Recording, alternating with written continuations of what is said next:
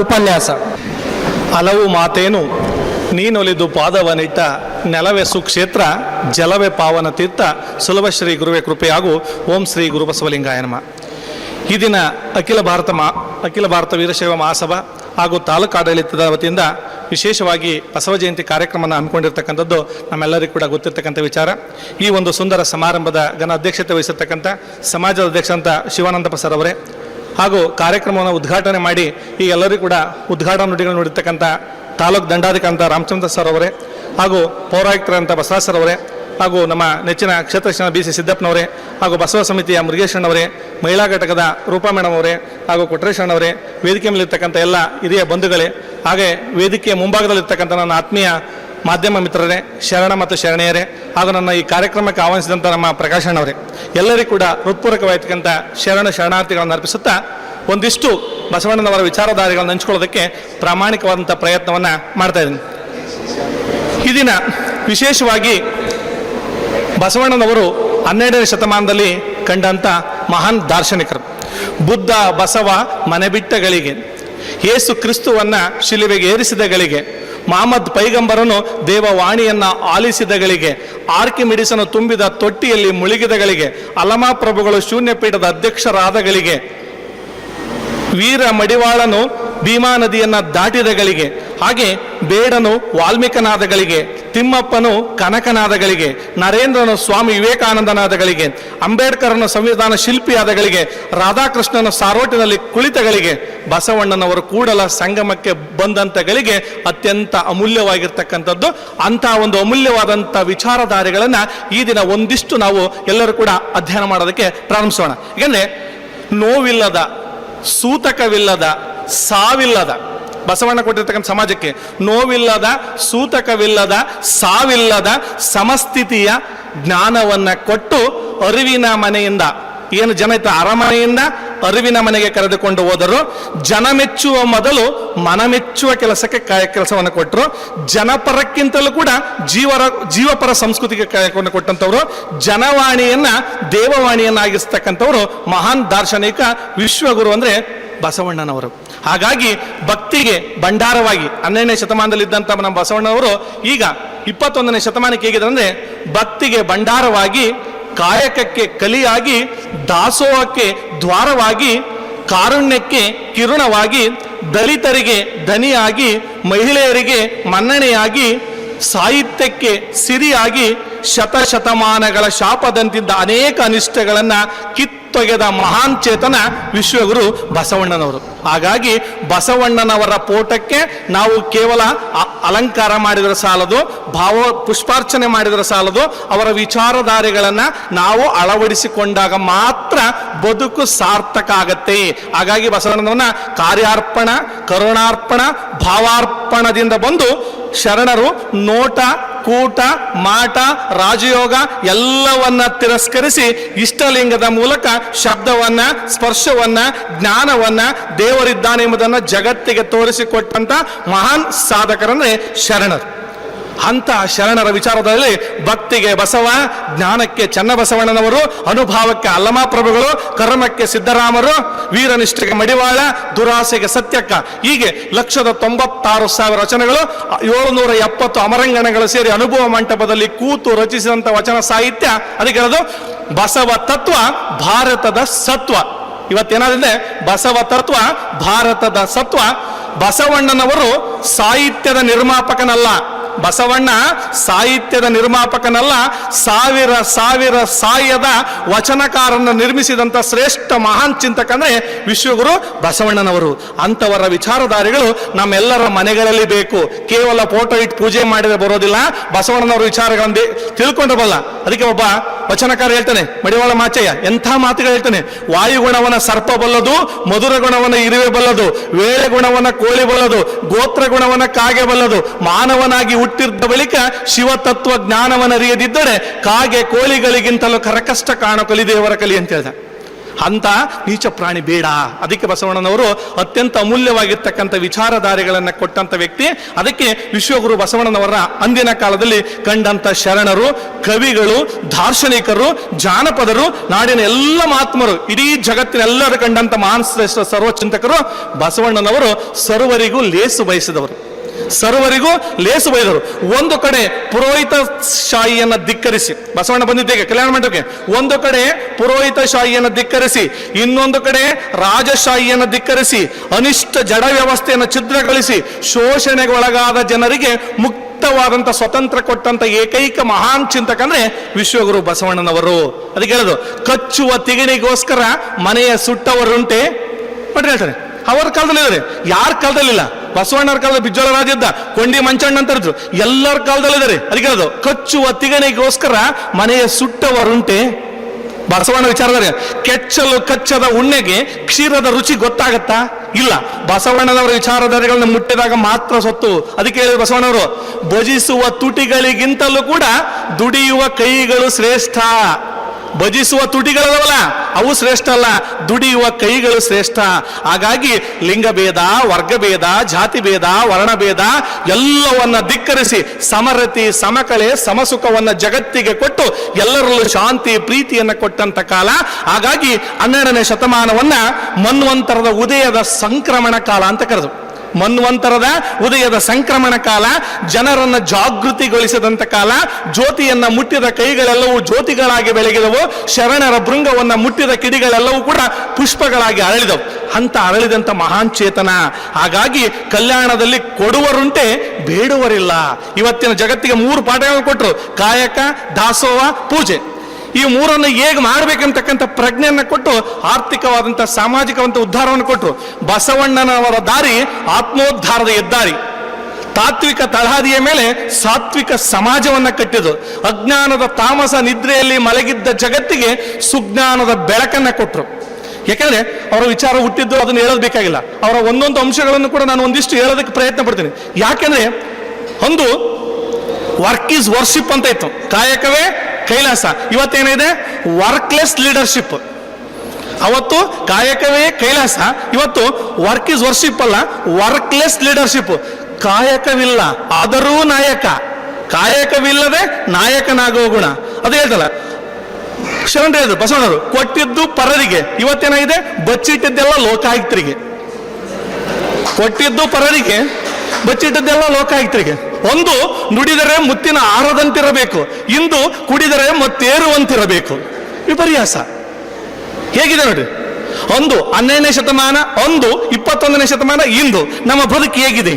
ಅದಕ್ಕೆ ಹೇಳೋದು, ಅಂತರಂಗ ಬಹಿರಂಗ ಎರಡೂ ಶುದ್ಧವಾಗಬೇಕು, ಕ್ರಿಯೆ ಜ್ಞಾನಗಳು ಒಂದಾಗಬೇಕು, ಅರಿವು ಆಚಾರಗಳು ಒಂದಾಗಬೇಕು. ಸಮನ್ವಯವನ್ನು ಸಾಧಿಸಿದಾಗ ಅಹಂಕಾರವನ್ನು ಬಿಟ್ಟು ಅಂತಃಕರಣದವರೆಗೆ ಬರಬೇಕು, ಮೌಢ್ಯತೆಯನ್ನು ಬಿಟ್ಟು ವೈಚಾರಿಕತೆಗೆ ಬರಬೇಕು, ಮಾನವತ್ವದಿಂದ ದೈವತ್ವದ ಕಡೆಗೆ ಹೋಗಬೇಕು. ಇವೆಲ್ಲವ ಅಂಶಗಳನ್ನು ಜಗತ್ತಿಗೆ ಕೊಟ್ಟಂತ ಮಹಾನ್ ಚಿಂತಕ. ಇವರು ಯಾರು ಕೂಡ ಪೀಚ್ ಕಟ್ಟಿ PhD ಮಾಡಿದಂಥ ಶರಣರಲ್ಲ. ಸಾಮಾನ್ಯವಾಗಿ ಇವೆಲ್ಲ ಅಂಶಗಳನ್ನು ಅಳವಡಿಸ್ಕೊಳ್ಬೇಕಾದ್ರೆ ನಾವು ಯಾವುದೇ ರೀತಿಯಾಗಿರ್ತಕ್ಕಂಥ ಪದವಿಗಳು ಬೇಕಿಲ್ಲ. ಅಂತರಂಗದಲ್ಲಿ ಯಾವುದೇ ಫೋರ್ಸ್ ಬೇಕಿಲ್ಲ. ಅಂತರಂಗದಲ್ಲಿ ಫೋರ್ಸ್ ಇದ್ರೆ ಸಾಕು, ಬೇರೆ ಹೊರಗಡೆ ಎಲ್ಲೂ ಬೇಕಾಗಿಲ್ಲ. ಯಾಕಂದ್ರೆ ಸಾಹಿತ್ಯದ ವನದಲ್ಲಿ ಅತ್ಯಂತ ಉತ್ತಮವಾಗಿರ್ತಕ್ಕಂಥ ವಿಚಾರಧಾರೆಗಳನ್ನು ಜಗತ್ತಿಗೆ ಕೊಟ್ಟ. ನೋಡ್ರಿ, ಅಸಮಾನತೆಯ ಕಂದರವನ್ನು ಮುಚ್ಚಿ ಸರ್ವರಿಗೂ ಸಮಾನತೆಯ ಸಮಾಜವನ್ನು ಕೊಟ್ಟರು. ಕೆಲವರ ಸ್ವತ್ತಾಗಿದ್ದ ಜ್ಞಾನವನ್ನ ಸರ್ವರ ಸ್ವತ್ತಾಗಿಸಿದರು. ಕಾಯಕದ ಮೂಲಕ ಹೊಸ ಆರ್ಥಿಕ ನೀತಿಯನ್ನು ಜಗತ್ತಿಗೆ ಕೊಟ್ಟರು. ಅನೇಕ ದೇವೋಪಾಸನೆಗಳನ್ನು ಬಿಟ್ಟು ಏಕ ದೇವೋಪಾಸನೆಯನ್ನು ಕೊಟ್ಟರು. ದಾಸೋಹದ ಮೂಲಕ ಸರ್ವರು ಸಮಾನತೆಯನ್ನು ಕೊಟ್ಟರು. ಲಿಂಗವು ಜಾತಿಯ ಸೂಚಕ ಅಲ್ಲ, ಇದು ಜ್ಯೋತಿಯ ಸೂಚಕ. ಕೇವಲ ಲಿಂಗ, ಅದಕ್ಕೆ ಹೇಳೋದು, ಕೇವಲ ಲಿಂಗಾಯತರಷ್ಟೇ ಅಲ್ಲ, ಲಿಂಗವನ್ನು ಧರಿಸಿದವನೆಲ್ಲರೂ ಲಿಂಗವಂತ. ಅದಕ್ಕೆ ಹೇಳೋದು, ಅನುಭವ ಮಂಟಪಕ್ಕೆ ಬಂದವರು ಯಾರು ಕೂಡ ಒಂದು ಜಾತಿಯವರಲ್ಲ. ಕಾಸಿ ಕಮ್ಮಾರನಾದ, BC ಮಡಿವಾಳನಾದ, ಅಸನಿಕ್ಕಿ ಸಾಲಿಗನಾದ, ವೇದವನೋದಿ ಹಾರುವನಾದ. ಯಾರು ಕರ್ಣದಲ್ಲಿ ಜನಿಸುವುದುಂಟೆ? ಯಾರೂ ಇಲ್ಲ. ಹಾಗಾದ್ಮೇಲೆ ಯಾಕೆ? ಎಲ್ಲೂ ಇಲ್ಲ. ಅಲ್ಲಿ ಸರ್ವರಿಗೂ ಸಮಾನತೆ. ಅನುಭವ ಮಂಟಪ ಇದೆ. ಆ ಅನುಭವ ಮಂಟಪ ಇದೆಯಲ್ಲ, ಮಹಾಮನೆ. ಆ ಮಹಾಮನೆ ಅಂತಕ್ಕಂಥದ್ದು ಕಲ್ಲು ಇಟ್ಟಿಗೆಗಳ ಕಟ್ಟಡವಲ್ಲ. ಅದು ಮಹಾಮನೆ ಕಲ್ಲು ಇಟ್ಟಿಗೆಗಳ ಕಟ್ಟಡವಲ್ಲ, ಶ್ರದ್ಧಾ ಭಕ್ತಿಗಳೇ ಅದರ ಅಡಿಗಲ್ಲುಗಳು. ಶ್ರದ್ಧಾ ಭಕ್ತಿಗಳೇ ಅದರ ಅಡಿಗಲ್ಲುಗಳು. ಕಾಯಕ ದಾಸೋಹಗಳೇ ಅದರ ಗೋಡೆಗಳು. ಸರ್ವ ಸಮಾನತೆಯೇ ಮೇಲ್ಛಾವಣಿ. ಬಾಗಿಲುಗಳಿಲ್ಲ, ಮುಕ್ತದ್ವಾರ, ಬಾಗಿಲೇ ಇಲ್ಲ ಅದಕ್ಕೆ, ಮುಕ್ತದ್ವಾರ. ಅದ್ರ ಒಳಗೆ ಬರ್ಬೇಕಾದ್ರೆ ನಮ್ಗೆ ಏನಿರಬೇಕು? ತನುಶುಚಿ, ಮನಶುಚಿ, ಭಾವಶುಚಿ. ಇವು ಮೂರು ಯಾರಿಗಿರ್ತಾರೋ ಅವರೆಲ್ಲರೂ ಕೂಡ ಬರ್ಬೋದು. ಈ ಮೂರು ಶುಚಿಯನ್ನು ಇತ್ತಂಥವ್ರು ಮಾತ್ರ ಆ ಒಂದು ಅನುಭವ ಮಂಟಪಕ್ಕೆ ಬರ್ತಕ್ಕಂಥವ್ರು. ಇದಿಲ್ಲದೆ ಇದ್ದವನು ಅನುಭವ ಮಂಟಪಕ್ಕೆ ಬರೋದಕ್ಕೆ ಸಾಧ್ಯ ಇಲ್ಲ. ಅದಕ್ಕೆ ಹೇಳೋದು, ಪಾಪಿ ಅದನ್ನ ಪ್ರಾಯಶ್ಚಿತ್ತಕ್ಕಲ್ಲದೆ ಸತ್ಪಾತ್ರಕ್ಕೆ ಸಲ್ಲೋದಿಲ್ಲ. ಹಾಗಾಗಿ 12ನೇ ಶತಮಾನದಲ್ಲಿ ಶರಣರು ಹೇಳಿರ್ತಕ್ಕಂಥ ವಿಚಾರಧಾರೆಗಳಿದೆ. 1000ಕ್ಕೊಬ್ಬ ಸತ್ಯವಂತ, ಲಕ್ಷಕ್ಕೊಬ್ಬ ಭಕ್ತ, ಕೋಟಿಗೊಬ್ಬ ಶರಣ ಅಂತ ಶರಣರನ್ನ ಹುಟ್ಟಾಕಿರ್ತಕ್ಕಂಥ 12ನೇ ಶತಮಾನದ ಶಿವಶರಣ ಮಹಾನ್ ಚೇತನ ಅಂದ್ರೆ ವಿಶ್ವಗುರು ಬಸವಣ್ಣನವರು. ಎಂಥ ಅದ್ಭುತವಾದ ವಿಚಾರಧಾರೆಗಳು ನೋಡ್ರಿ. ಅನುಭವ ಮಂಟಪವನ್ನು ಸ್ಥಾಪಿಸಿ, ಬಸವಣ್ಣವರು ಎಂತ ಮಾತಾಡ್ತಾರೆ, ಅನುಭವ ಮಂಟಪವನ್ನು ಸ್ಥಾಪಿಸಿ ವರ್ಗ, ವರ್ಣ, ಜಾತಿ ಪಂಥದ ಇದ್ದಂಥ ಸಂದರ್ಭದಲ್ಲಿ ವಿಶೇಷವಾಗಿ ಮದ್ದಳೆ ಬಾರಿಸುವ ಕೆಳವರ್ಗದ ಅಲಮಾಪ್ರಭುಗಳನ್ನ ಶೂನ್ಯ ಪೀಠದ ಅಧ್ಯಕ್ಷರನ್ನಾಗಿ ಮಾಡಿದರು. ಹಡಪದ ಅಪ್ಪಣ್ಣ ಇದರಿಗೆ ಬಂದ್ರೆ ಕೆಲಸ ಆಗಲ್ಲ ಅಂತವನ್ನ ಕಾರ್ಯದರ್ಶಿಯನ್ನಾಗಿ ಮಾಡಿದರು. ಹಡಪದ ಅಪ್ಪಣ್ಣನನ್ನ ಪ್ರಧಾನ ಕಾರ್ಯದರ್ಶಿಯನ್ನಾಗಿ ಮಾಡಿದರು. ಕಾಶ್ಮೀರದ ಭೂಪಾಲ ಕಟ್ಟಿಗೆ ಮಾರಿ ಇಲ್ಲಿ ದಾಸೋಹ ಮಾಡೋದಕ್ಕೆ ಅವಕಾಶವನ್ನು ಕೊಟ್ಟರು. ಸೂಫಿ ಸಂತದ ಮರಳು ಶಂಕರ ದೇವನಿಗೆ ದಾಸೋಹದಲ್ಲಿ ಸಮಾನತೆಯನ್ನು ಕೊಟ್ಟರು. ವರ್ಗ ನಾನು ಶ್ರೇಷ್ಠ ನಾನು ಕನಿಷ್ಠ ಅಂತಕ್ಕಂಥ ವರ್ಗದಲ್ಲೂ ಕೂಡ ವಿಶೇಷವಾಗಿ ಮಧುವರಸನ ಮಗಳನ್ನ ಸಮಗಾರ ಅರಳೆಯನ್ನೇ ಕೊಟ್ಟು ಜಾತಿ ಭೇದವಿಲ್ಲದ ಪ್ರೇಮ ಪರಮ ಜ್ಯೋತಿ ಅಂತಕ್ಕಂಥ ಸಂದೇಶವನ್ನ ಜಗತ್ತಿಗೆ ಕೊಟ್ಟಂತ ಮಹಾನ್ ಸಂದೇಶ ಯಾರಾದ್ರೆ ಅದು ಬಸವಣ್ಣನವರು. ಹಾಗಾಗಿ ಅಂತವರ ವಿಚಾರಧಾರೆಗಳು ಇವತ್ತೆಲ್ಲರ ಮನೆಗಳಲ್ಲಿ ಬೇಕು. ಬಸವ ತತ್ವ ಆಕಾಶದ ಹೂವಲ್ಲ, ಅದು ನೆಲದ ಹಣ್ಣು. ಅದು ಯಾರಿಗೆ ಬೇಕಾದ್ರೂ ಬಿಡಿಸ್ಬೋದು. ಬಸವ ತತ್ವ ಇದೆಯಲ್ಲ, ಆಕಾಶದ ಹೂವಲ್ಲ, ಅದು ನೆಲದ ಹಣ್ಣು. ಅದು ಬುದ್ಧಿ ಕುಶಲತೆಯ ಸೃಷ್ಟಿಯಲ್ಲ, ನನ್ನ ಬುದ್ಧಿವಂತಿಕೆಯಿಂದ ಕುಶಲತೆಯಿಂದ ಬಳಸುವಂಥದ್ದಲ್ಲ. ಶುದ್ಧ ಬದುಕಿನ ಅನುಭವದ ಅಭಿವ್ಯಕ್ತಿ. ಅನ್ಯರ ಮೆಚ್ಚುಗೆಗೆ ಮೈ ತೊಳೆದಲ್ಲ ಬಸವ ತತ್ವ. ಆತ್ಮನಿರೀಕ್ಷೆಯ ಅಂತರಂಗ. ಬಸವ ತತ್ವ ಸಿರಿಯ ಶೃಂಗಾರವಲ್ಲ, ಬಯಲು ಬಂಗಾರ, ಬಯಲು ಬಂಗಾರ. ಹಾಗಾಗಿ ಈ ಒಂದು ವಿಚಾರಧಾರೆಗಳನ್ನ ನಮ್ಮೆಲ್ಲರ ಮಕ್ಕಳಿಗೆ ಮುಟ್ಟಿಸದೇ ಇದ್ರೆ, ಬಸವಣ್ಣವರು ಒಂದು ಮಾತು ಹೇಳ್ತಾರೆ, ಎಂಥ ಮಾತು, ಒಂದು ವಚನದಲ್ಲಿ, ಎನ್ನ ಕಾಯವ ದಂಡಿಗೆಯ ಮಾಡಯ್ಯ, ಎನ್ನ ಶಿರವ ಸೋರೆಯ ಮಾಡಯ್ಯ, ಎನ್ನ ಬೆರಳ ಕಡ್ಡಿಯ ಮಾಡಯ್ಯ, ಎನ್ನ ನರಗಳ ತಂತಿಯ ಮಾಡಯ್ಯ, ಬತ್ತೀಸ ರಾಗವಾಡಿಸಯ್ಯ ಉರಿದೊಳೆತ್ತಿ ಅಂತ ಹೇಳಿದ್ರು. ಹಾಗೆ ತನ್ನ ಬದುಕನ್ನ ಕಟ್ಟಿಕೊಡಬೇಕು. ಲೋಕದ ಚೇಷ್ಟೆಗೆ ರವಿ ಬೀಜವಾದಂತೆ ಕರಣಂಗಳ ಚೇಷ್ಟೆಗೆ ಮನವೇ ಬೀಜ. ನನ್ನ ಮನವನ್ನು ದೃಷ್ಟಿಯಲ್ಲಿ ಇಟ್ಕೊಳ್ತಕ್ಕಂಥ ವ್ಯವಸ್ಥೆಯನ್ನ ಕಲಿಬೇಕು. ಹಾಗಾದಾಗ ಮಾತ್ರ ಸಾಧ್ಯ. ಇಡೀ ಜಗತ್ತಿನೊಳಗೆ ನೋಡಿ ಎಂತ ವಿಶೇಷ ಅಂದ್ರೆ, ಅನುಭವ ಮಂಟಪದಲ್ಲಿ 12,000 ಜನ ಸೂಳೆಯರನ್ನ, ದಾಸಿಯರನ್ನ ಶರಣರನ್ನಾಗಿ ಮಾಡಿದಂತ ಏಕೈಕ ವ್ಯಕ್ತಿ ಅಂದ್ರೆ ಬಸವಣ್ಣ. ದಾಸಿಯ ಪುತ್ರನಾಗಲಿ ವೇಶ್ಯೆಯ ಪುತ್ರನಾಗಲಿ ಶಿವದೀಕ್ಷೆ ಆದ ಬಳಿಕ ಸಾಕ್ಷಾತ್ ಶಿವನೆಂದು ಪ್ರಸಾದ ಪಾದೋದಕ ಕೊಂಬು ಅಂತ ಹೇಳಿದ್ರು. ಅಂತ ವಿಪನ್ನವಾದಂಥ ಕೆಲಸವನ್ನ ಯಾರೂ ಕೂಡ ಮಾಡಲಿಲ್ಲ. ಇವತ್ತು ಅನುಭವ ಮಂಟಪದ ಮಾದರಿ ಪಾರ್ಲಿಮೆಂಟ್ ಇರ್ತಕ್ಕಂಥದ್ದು ಇವತ್ತು ನಮ್ಮ ಪ್ರಜಾಪ್ರಭುತ್ವ ಸತ್ತಾತ್ಮಕ ವ್ಯವಸ್ಥೆಗೆ ಅತ್ಯಂತ ಅಡ್ಡಿಗಲ್ಲಾಗಿ ಕೊಟ್ಟಂತವರೇ ಬಸವಣ್ಣನವರು, ಅವರ ವಿಚಾರಧಾರೆಗಳು. ಹಾಗಾಗಿ ಬಸವಣ್ಣನವರ ನಾಡಿನಲ್ಲಿ ಆಸೆಗಳಿರಲಿಲ್ಲ, ಸೇವೆಯಷ್ಟೇ ಇತ್ತು. ಅವರ ರಚನೆ ಹೇಳ್ತಾನೆ, ಆಸೆ ಎಂಬುದು ಅರಸಂಗಲ್ಲದೆ ಶಿವಭಕ್ತರಿಗುಂಟೆ, ಈ ಸಕ್ಕಿ ಆಸೆ ನಮಗೆ ತಕ್ಕಯ್ಯ ಅಂತ ಸತ್ಯಕ್ಕ ತನ್ನ ಗಂಡ ತಂದಿರ್ತಕ್ಕಂಥಕ್ಕಿಂತ ವಾಪಸ್ ಕಳಿಸಿದ್ರು. ಅಂತ ಆದರ್ಶದ ಬದುಕನ್ನ ಕಂಡ್ರೆ ಈಗಿನ ಸಮಾಜದಲ್ಲಿ ಇರ್ತಕ್ಕಂಥ ಅಸಮಾನತೆ, ಅರಾಜಕತೆ, ಅಶಾಂತಿ ಎಲ್ಲವೂ ನಾಶವಾಗಿ ಒಬ್ಬರನ್ನೊಬ್ಬರು ಅಪ್ಪಿಕೊಳ್ಳುವಂತ ವ್ಯವಸ್ಥೆ ಬರುತ್ತೆ. ಅದಕ್ಕೆ ಬಸವಣ್ಣ ಹೇಳಿದ್ರು, ಇನ್ನೊಬ್ಬರ ಮನೆಯ ಮುರಿಯದವನು ಇನ್ನೊಬ್ಬರ ಮನವ ಮುರಿಯದವನೇ ನಿಜವಾದ ಶರಣ. ಅಂತ ಶರಣರನ್ನು ಹುಟ್ಟು ಹಾಕಿದಾಗ ಮಾತ್ರ ನಮ್ಮ ಹಳ್ಳಿಗಳೆಲ್ಲವೂ ಕೂಡ ಅತ್ಯಂತ ಸುಂದರವಾಗುತ್ತವೆ. ಅದಕ್ಕೆ ಹೇಳುದು, ಬಸವೆಂದರೆ ಪಾಪ ದೆಸೆಗೆಟ್ಟು ಓಡುವುದು. ಎಂತ ಮಾತಾಡ್ತಾರೆ, ಬಸವೆಂದರೆ ಪಾಪ ದಸೆಗಟ್ಟು ಓಡುವುದು. ಆತ್ಮಲಿಂಗಕ್ಕೋಸ್ಕರ ಇಷ್ಟಲಿಂಗವನ್ನ ಕಟ್ಟು, ಲೋಕ ಕಲ್ಯಾಣಕ್ಕೋಸ್ಕರ ಜಂಗಮ ಲಿಂಗವನ್ನ ಕಟ್ಟು ಅಂತ ಹೇಳಿದ್ರು. ಅಂತ ಒಂದು ಕಾಯಕದ ಮೂಲಕ ಜಗತ್ತಿಗೆ ಅತ್ಯಂತ ಆದರ್ಶನೀಯ ಬದುಕನ್ನ ಕಟ್ಟಿಕೊಟ್ರು. ಆ ಲೋಕಾನುಭವ ಮತ್ತು ಶಿವಾನುಭವದ ಮೂಲಕ ನಮ್ಮೆಲ್ಲರ ಬದುಕಿಗೆ ಅತ್ಯಂತ ಆದರ್ಶನೀಯನ್ನ ಕೊಟ್ಟರು. ಅದರ ಜೊತೆಗೆ ಅವ್ರು ಎಂಥ ಮಾತುಗಳನ್ನ ಹೇಳ್ತಾರೆ. ಇವತ್ತಿನ ದುರಾಸೆಯ ಬದುಕಿನೊಳಗೆ ಅನ್ನದಲ್ಲ ಒಂದಗಳು, ಸೀರೆಯಲ್ಲೊಂದೆಳೆಯ, ಚಿನ್ನದೊಳೊಂದೆರೆಯ, ಇಂದಿಂಗೆ ನಾಳಿಂಗೆ ಬೇಕಾದಂದರೆ ನಿಮ್ಮಾಣೆ ನಿಮ್ಮ ಪ್ರಮತರಾಣೆ. ಒಂದೆಗಳನ್ನು ಕೂಡ ಬಯಸಲ್ಲ. ಅವತ್ತು ದುಡಿದನ್ನ ಅವತ್ತೇ ತಿನ್ಬೇಕು, ಬೇರೆ ಅವಶ್ಯಕತೆ ಇಲ್ಲ. ಭೂಪಾಲದ ಮಹಾರಾಜ ಅಂತ ಅರಮನೆಯನ್ನ ಬಿಟ್ಟು ಬಂದ, ಇಲ್ಲಿ ಕಟ್ಟಿಗೆ ಕಾಯಕ ಮಾಡಿದ. ಅವನೊಂದು ವಚನದಲ್ಲಿ ಹೇಳ್ತಾನೆ, ಎಂತ ಮಾತು ಹೇಳ್ತಾರೆ, ಆನೆ ಕುದುರೆ ಬಂಡಿ ಭಂಡಾರವಿದ್ದೋಡೇನು. ನೋಡಿ ಎಂತ ಹೇಳ್ತಾನೆ, ಆನೆ ಕುದುರೆ ಬಂಡಿ ಭಂಡಾರವಿದ್ದೋಡೇನು, ತಾನುಣ್ಣುವುದೊಂದು ಪಡಿಯಕ್ಕಿ ಮಲಗುವುದು ಅರ್ಧ ಮಂಚ, ಈ ಉರುಳಿಲ್ಲದ ಸಿರಿಯ ಮೆಚ್ಚಿ ಕೆಡಬೇಡ ಮನುಜ, ಪ್ರಾಣವಾಯುವಿನ ಸಂಘ ಒಡಲು ಭೂಮಿಯ ಸಂಘ, ಕೈಡದ ಹೆಂಡತಿ ಪರ ಸಂಘ, ಸಂಗಡವಿಲ್ಲ ಮಲ್ಲಿಕಾರ್ಜುನ. ಎಂತ ಮಾತು. ಎಲ್ಲವೂ ಕೂಡ ನಾಶ. ಆನೆ, ಕುದುರೆ, ಬಂಡಿ, ಭಂಡಾರ ಏನೆಲ್ಲ ಇರ್ಬೋದು, 100 ಆಕಳು ಇರ್ಬೋದು, 1 ಲೋಟ ಹಾಲು ಕುಡಿಯೋದಕ್ಕೆ ಹೆಚ್ಚಾಯ್ತು, 3 ಅಂತಸ್ತಿನ ಮನೆ ಇರ್ಬೋದು, 3 ಅಡಿ ಜಾಗದ ಮಲಗ ಬಿಟ್ಟಿಲ್ಲ. ಇವೆಲ್ಲ ಊರ್ಗಳಿಲ್ಲದ, ಸತ್ಯವಿಲ್ಲದ ಸಿರಿಯ ಮೆಚ್ಚು ಕೆಡಬೇಡ ಮನುಜ, ಸ್ವರ್ಗ ನರಕಗಳು ಮೇಲಿಲ್ಲ, ಇಲ್ಲೇ ಇದಾವೆ. ನೀವೆಲ್ಲರೂ ಕೂಡ ಮೊಬೈಲ್ ಫೋಟೋ ತೆಗೆದ್ರಿ, ಈ ಫೋಟೋ ಇಲ್ಲಿಗಷ್ಟೇ ಶಾಶ್ವತ, ಮೇಲಿರೋ ಫೋಟೋ ತೆಗಿತಾನೆ, ಇವನೇನ್ ಮಾಡ್ತಾನೆ ಅಂತೇಳಿ ಅದು ನಿಜವಾದ ಶಾಶ್ವತ. ನನ್ನ ಕಾಯಕ, ನನ್ನ ಅಂತರಂಗ, ನನ್ನ ಶುದ್ಧಿ ಹೇಗಿದೆ, ಆ ಭಗವಂತನ ಫೋಟೋದಲ್ಲಿ ಕರೆಕ್ಟ್ ಬಂದ್ರೆ ಮಾತ್ರ ನಾನು ಸಾಧ್ಯ. ಇಲ್ಲಿರೋ ಫೋಟೋದಲ್ಲಿ ವ್ಯತ್ಯಾಸ ಆದ್ರೂ ಚಿಂತೆ ಇಲ್ಲ, ಅದು ಬೆಳಿಗ್ಗೆ ಅಷ್ಟೇ ಬರೋದು, ಅಲ್ಲಿರೋದಿಲ್ಲ. ನನ್ನ ಸಾವಿನ ಕೊನೆಯ ಕ್ಷಣದವರೆಗೆ ಇರ್ತಕ್ಕಂಥದ್ದು. ಆ ಒಂದು ಆಧಾರದ ಮೇಲೆ ತನ್ನ ಬದುಕನ್ನ ಕಟ್ಟಿಕೊಡ್ಬೇಕು. ಅದಕ್ಕೆ ಬಸವಣ್ಣ ಹೇಳಿದ್ದು, ಸ್ಥಾವರ ಲಿಂಗದಿಂದ ಇಷ್ಟಲಿಂಗದ ಕಡೆಗೆ ಬಂದ, ಮಂದಿರದಿಂದ ಅನುಭವ ಮಂಟಪಕ್ಕೆ ಬಂದ, ಮಠಗಳಿಂದ ಮಹಾಮನೆಯರಿಗೆ ಬಂದರು, ಕರ್ಮ ಸಿದ್ಧಾಂತದಿಂದ ಕಾಯಕ ಸಿದ್ಧಾಂತಕ್ಕೆ ಬಂದರು, ದಾನದಿಂದ ದಾಸೋಹಕ್ಕೆ ಬಂದರು, ಮೌಢ್ಯತೆಯಿಂದ ವೈಚಾರಿಕತೆಗೆ ಬಂದರು. ಕಾಯಕದಿಂದ ಬಂದದ್ದು ಕಾರೆಯ ಸೊಪ್ಪಾದ್ರೂ ಕೂಡ ಲಿಂಗಕ್ಕೆ ಅರ್ಪಿತೆ ಅಂತಕ್ಕಂಥ ಮಾತುಗಳನ್ನ ಅತ್ಯಂತ ಸ್ವಾರಸ್ಯಕರವಾಗಿ ಹೇಳಿದ್ರು. ಈ 12ನೇ ಶತಮಾನದಲ್ಲಿ ಬಂದಂಥ ವಚನಕಾರೆಲ್ಲರೂ ಕೂಡ ಎಲ್ಲರದು ಒಂದೇ ಮನೋಭಾವನೆ ಇತ್ತು. ಬಸವಣ್ಣ ಹೇಳ್ತಿದ್ರು, ಜಾತಿ ಮತಗಳ ಜಂಜಾಟವಿಲ್ಲ, ಅಲ್ಲಿ ಜಾತಿ ಮತಗಳ ಜಂಜಾಟವಿಲ್ಲ, ಪಂಥ ಪಂಗಡಗಳ ಪ್ರಶ್ನೆ ಇಲ್ಲ, ನೀನು ಯಾರು ಏನು ಅಂತ ಪ್ರಶ್ನೆ ಮಾಡೋಂಥ ಹಕ್ಕೇ ಇಲ್ಲ, ಮೇಲು ಕೀಳು ಮಡಿವಂತಿಕೆ ಇಲ್ಲ, ವರ್ಗ ವರ್ಣಗಳ ಭೇದವಿಲ್ಲ, ಪೂಜಾರಿ ಪುರೋಹಿತರ ಪಾರಮತ್ಯವಿಲ್ಲ, ಅಂತಸ್ತು ಅಧಿಕಾರಗಳ ಅನಾವರಣವಿಲ್ಲ, ಸ್ವರ್ಗ ನರಕಗಳ ಸಂಕೀರ್ಣವಿಲ್ಲ, ಎದರಿಕೆ ಬೆದರಿಕೆಗಳ ಹಿಂಸೆ ಇಲ್ಲ, ಶಾಸ್ತ್ರ ಸಂಪ್ರದಾಯಗಳ ಸಂಕೋಲೆ ಇಲ್ಲ, ಎಲ್ಲವೂ ಪಾರದರ್ಶಕ ಪ್ರಜಾಸತ್ತಾತ್ಮಕ. ಇಂಥ ಏಕೈಕ ಆಡಳಿತ ಇರ್ತಕ್ಕಂಥದ್ದು ಯಾವ್ದ್ರಲ್ಲಿ? ಬಸವಣ್ಣನವರ ಕಟ್ಟಿದಂಥ ಅನುಭವ ಮಂಟಪದಲ್ಲಿ, ಕಲ್ಯಾಣದಲ್ಲಿ ಬಿಟ್ರೆ ಎಲ್ಲೂ ಇಲ್ಲ.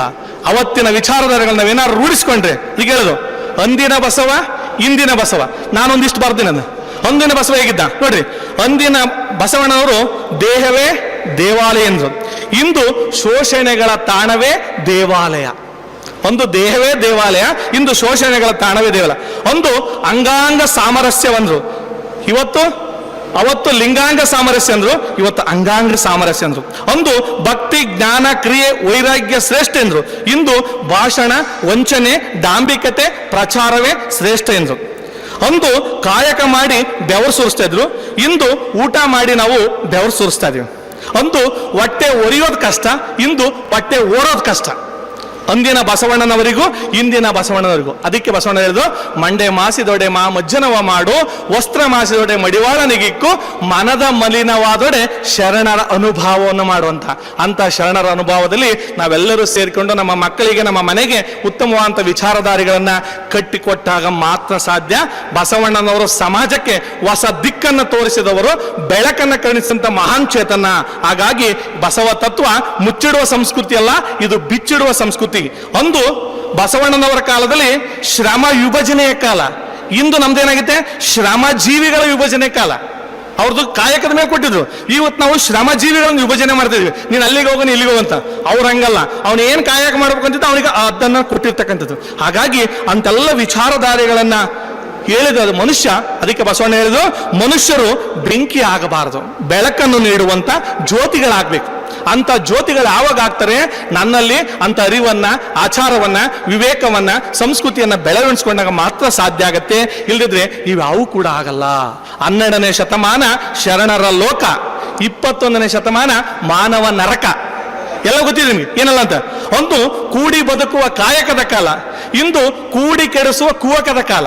ಇವತ್ತಿಗೂ ಅವತ್ತಿಗೆ ಏನು ವ್ಯತ್ಯಾಸ ಅಂದ್ರೆ, ಒಂದು ಪ್ರತಿಯೊಬ್ಬರು ಕೂಡ ಜ್ಯೋತಿ ಜಂಗಮದ ನಿತ್ಯ ದರ್ಶನ, ಇಂದು ಜಾತಿ ಜಂಗಮದ ಪ್ರೇತರ್ಶನ. ಎಲ್ಲರೂ ಕೂಡ ವೇದಿಕೆ ಮೇಲೆ ಜ್ಯೋತಿ ಬೆಳಗಿಸ್ತೀವಿ, ಕೆಳಗರ ಮೇಲೆ ಜಾತಿ ಮುಳುಗ್ತೀವಿ.